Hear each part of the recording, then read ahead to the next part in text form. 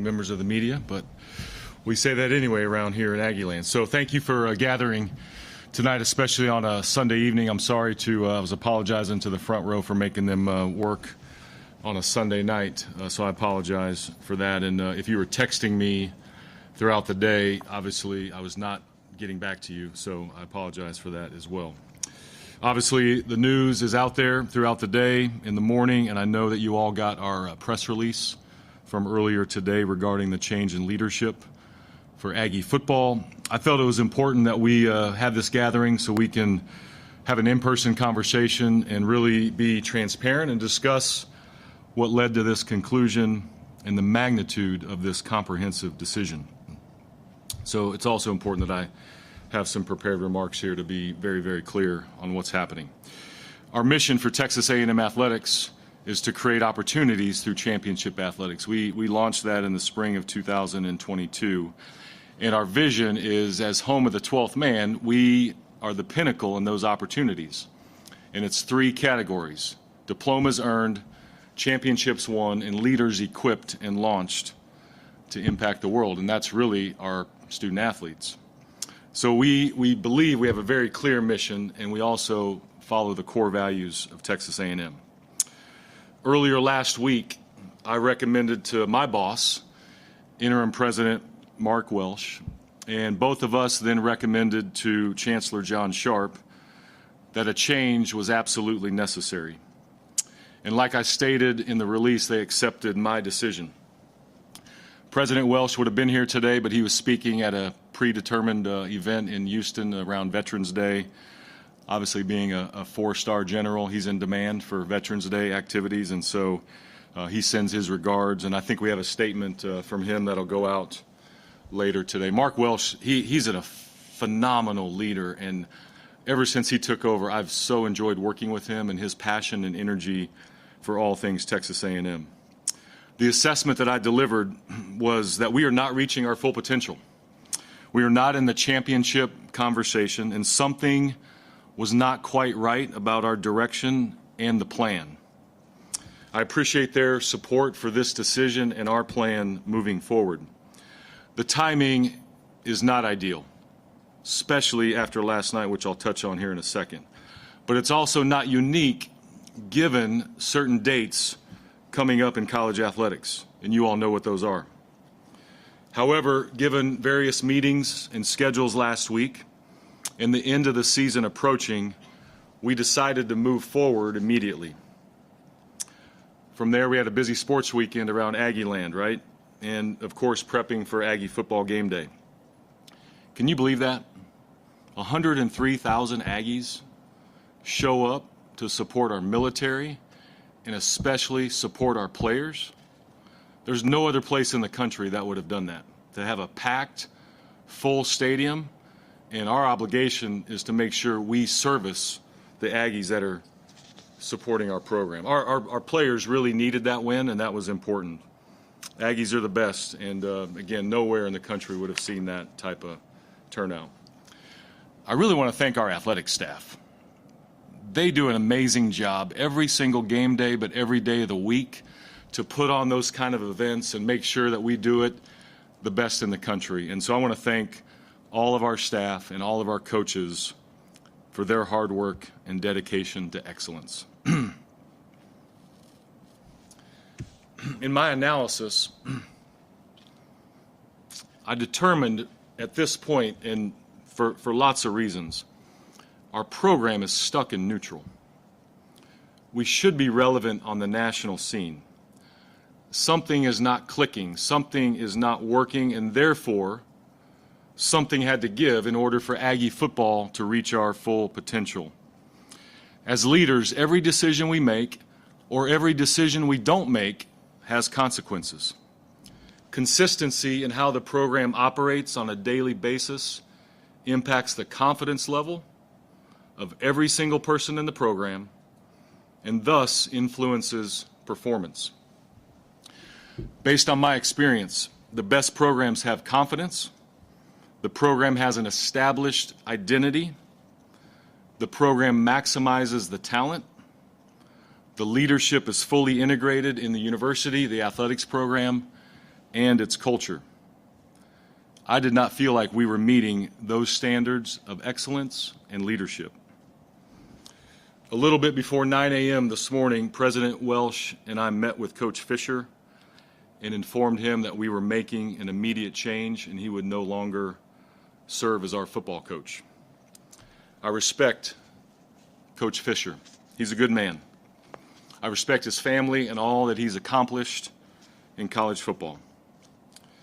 Mark Robinson, Associate Athletic Director for Football Operations, was also informed that he will no longer serve in his role, effective immediately.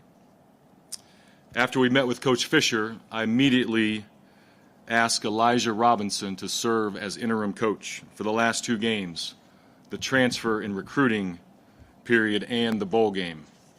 As reported, Elijah accepted, and I really look forward to supporting him. He's a great coach, a great leader, and the young men in our program really look up to him in so many ways. We then met with the football staff, talked about coaching, supporting our players, and making sure that they fulfill their obligation too as Aggie football coaches.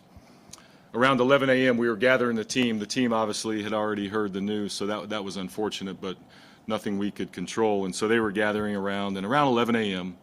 I told the players that it was my job to make the decisions that are best interest of the university and to put them in the best position to succeed and provide the resources and the leadership to make all that happen. I told the players that based on our high standards here at A&M, that was not happening. I expect them to really rally around Coach Robinson and finish this season strong, and ultimately we are here to serve them, and that is the beginning and the end for how we provide leadership. It was really cool to see the reaction of the players when Coach spoke to them, and they came up to him and really, really responded in a positive manner. And he just did a great job of showing leadership and making sure that everyone is going to be on the same page moving forward. Coach Robinson will do the regular scheduled press conference tomorrow here at 1 o'clock. As everyone knows, this decision is a comprehensive decision. It involves many people and micro and macro elements. The finances are monumental.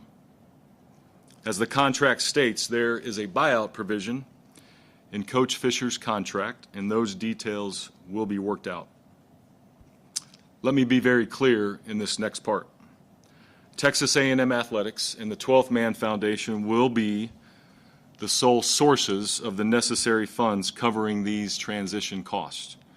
And there's really 2 categories. We will use unrestricted contributions within the 12th Man Foundation for the first one-time payments. And the athletic department will fund the annual payments for the remaining portion by growing our revenues and adjusting our annual operating budget accordingly. This will only involve athletics and 12th Man Foundation funds.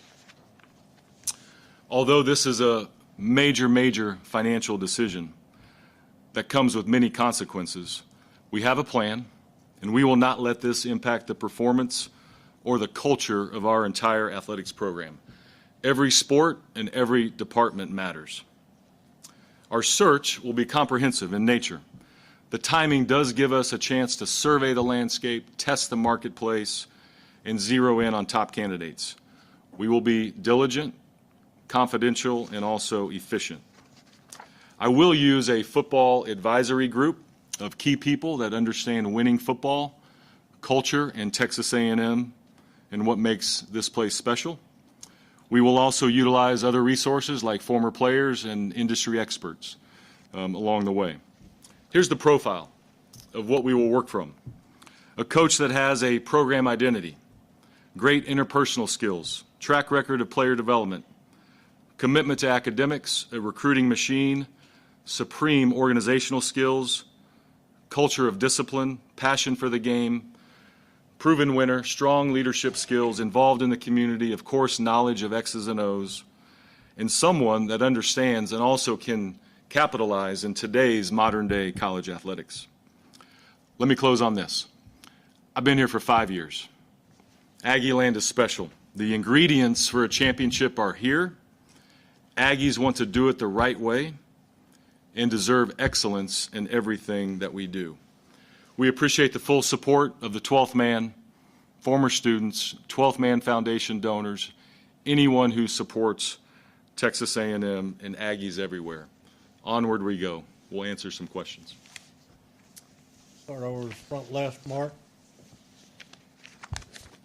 Ross, earlier in the week, it seemed like Jimbo was probably going to get through the rest of the season before a decision was made.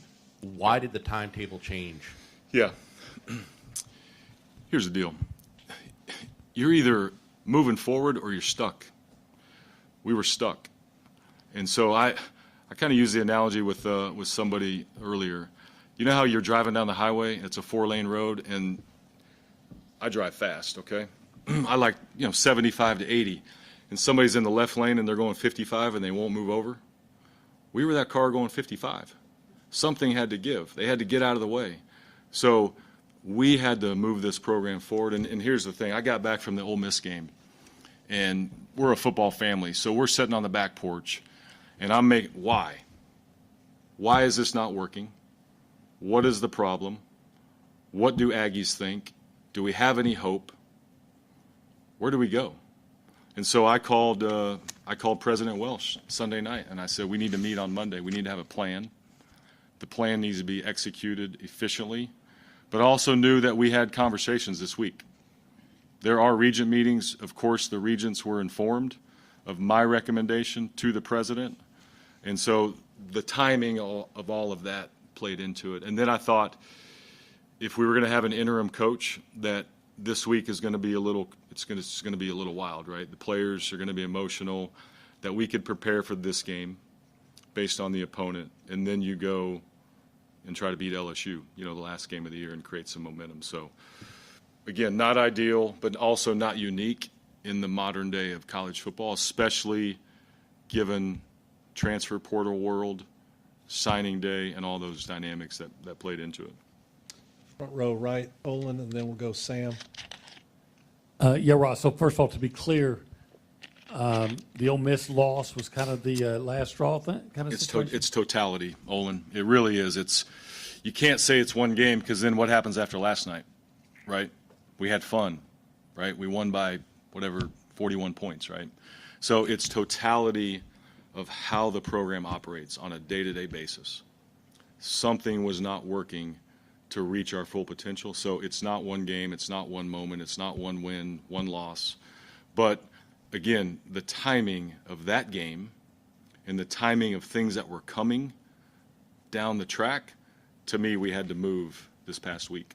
Can you shed some light on exactly where you were when you delivered that news to Jimbo and what his reaction was? Talking about this morning? Yes. Yeah, it was within Kyle Field is where we met with him, and I would say it was quick and cordial. Go to the left, Sam, and then to the right, Travis. Ross, on the buyout, are you guys expecting that you will pay it in full? There's different parameters that are outlined in the contract, and again, those mechanics will be worked out as soon as we touch base with his representation. Gotcha. And you talk about totality. I'm curious, what bothered you the most about how this program ran? Was it whether it was day-to-day, whether it was on-field, whatever? What bothered you most about where this program was? Yeah, honestly, just consistency and positivity and confidence. That's really what it boils down to. And that everything we do in this world rises and falls on leadership, good and bad. And so how you make decisions on a consistent basis, how leadership is provided on a consistent basis, that plays into, we're going to run these plays, we're going to map these plays out on Tuesday, Wednesday, and Thursday, we're going to practice them, and then in the game, do people have the confidence to run that play? It all adds up, no matter what the decision is, no matter if it's a tactical football decision or anything else. And so to me, the fundamentals of that process, there was something just not clicking to provide confidence for everyone in the program. Front right, Travis, and then we'll go to the left, Daryl. Hey, Ross, What is the due diligence process look like for making sure that you have the funds for a buyout like this? And Yeah. were donors contacted, put in queue for this kind of thing? What does Yeah. that process Yeah. look like, and how long does it take? Yeah. Well, look, we have the best fundraising organization in college athletics, the 12th Man Foundation. And the board and Travis, our CEO, they're phenomenal. And it's a collaborative working relationship while maintaining the independent structure of the 12th Man Foundation. And so those things are all important, the collaboration and the independence. And so there's buckets. There's buckets that the 12th Man Foundation houses within their structure. And those are flexible funds that we had a conversation about and said those funds are to benefit athletics. I mean, they raise money for championship athletics, right? And our mission is championship athletics and opportunities. So sit down, you have those conversations. They have their discussions within their organization. And so that's the one-time funds. The ongoing payments that are required in the contract, those will be athletic department funds. We grow revenue. We have new TV deals coming up. We have new sponsorship contracts coming up. We're repurposing a lot of our revenue buckets. So we have a lot of new revenue coming our way too, but we also have to manage expenses.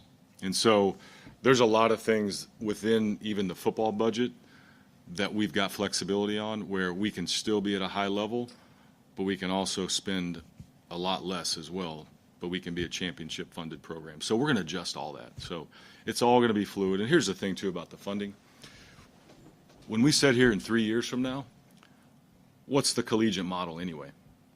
What are we doing with the financial arrangement between the athlete and the institution? So the whole model is going to be evolving and changing.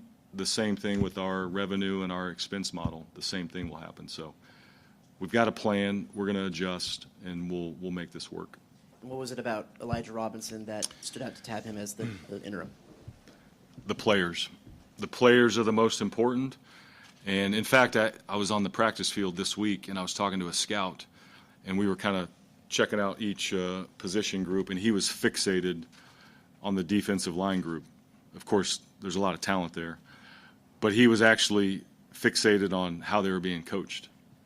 So to me, Elijah is all about the players. The reaction was awesome today when he spoke to the team, and so I wanted somebody that the players would gravitate towards. It's going to be a lot coming at their way.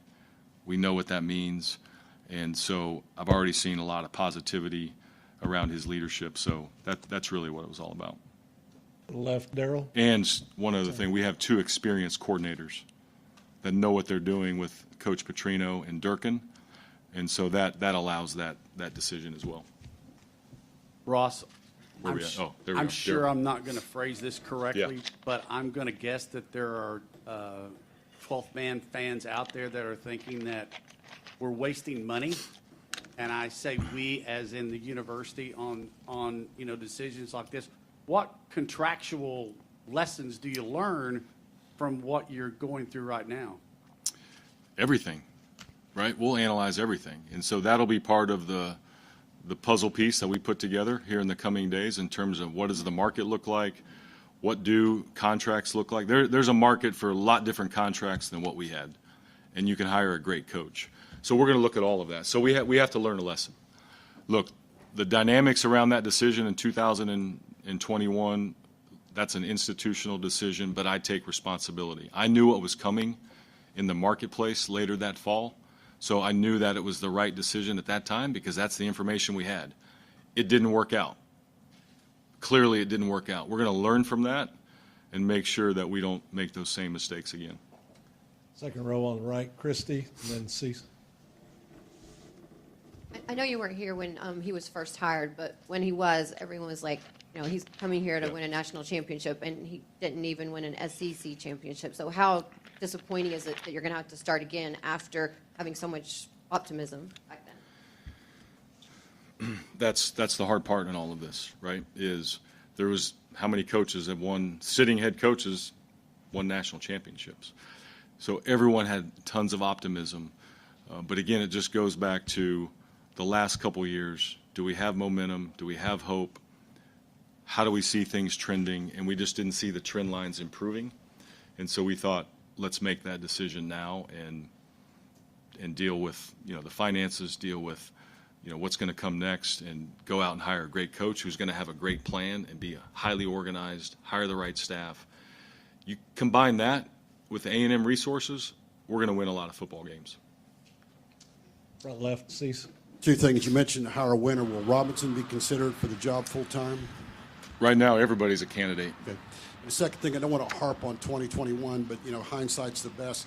Has Jimbo changed as a coach or the way he coached when he first got here, or has college football changed any along those same lines? I think the best leaders adapt, whatever that means, right? And so, again, it's that description of are you in the left passing lane going 55 and everybody's zooming by you in the right lane? Or are you in the left lane going 75? Used one of those.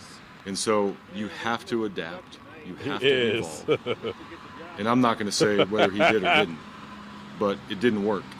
And we sit here today not at the level that we expect. Well, investigators with the Harris County Sheriff's Office are still trying to piece together exactly what led up to this morning's deadly shooting. The Sheriff's Office says been here, a member of the Lake Houston 5 years, Methodist Church reported seeing a man who this looked program suspicious over here time, on the property over just after history, 9 has not had a lot of consistent winning. They've won a little bit, but not a lot. Yeah. In your mind, what have you seen from the inside in these last 5 years that would have prevented that over the last half century or more? Yeah. I make a joke when I speak to groups. I got introduced in fall of 2019 as the latest athletic director at Texas A&M. That's not really a good thing, right? And so, to me, consistency of leadership, you can't do this. Now, we're making a change, so I get it. But we need to find somebody who can build this sustainable tenure. We have to. Can we find the next R.C. Slocum who can be here a long time, build it, win those championships? Consistency of leadership and continuity, it is so important.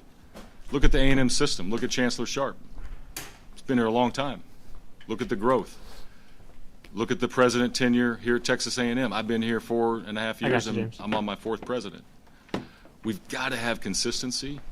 And so to me, that's the key of getting the next hire right, is the consistent and continuity that we have to provide moving forward. Down front, Brent. Ross, there are a lot of changes coming to the SEC next year. Yeah. Texas and Oklahoma Hey guys, coming got me. into It's the Pat. league, Texas coming here.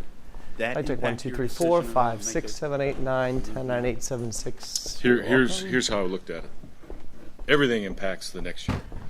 But Thanks. as we sit here, we finish the season hopefully strong. The transfer portal is coming and going.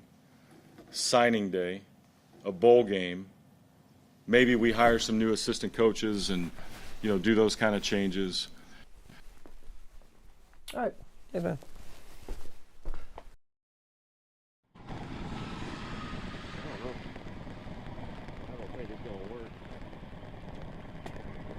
Nah, that ain't it.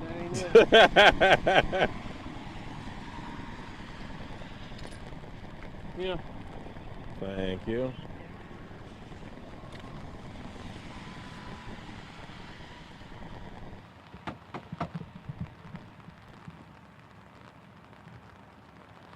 $30? 3 minutes. Oh. All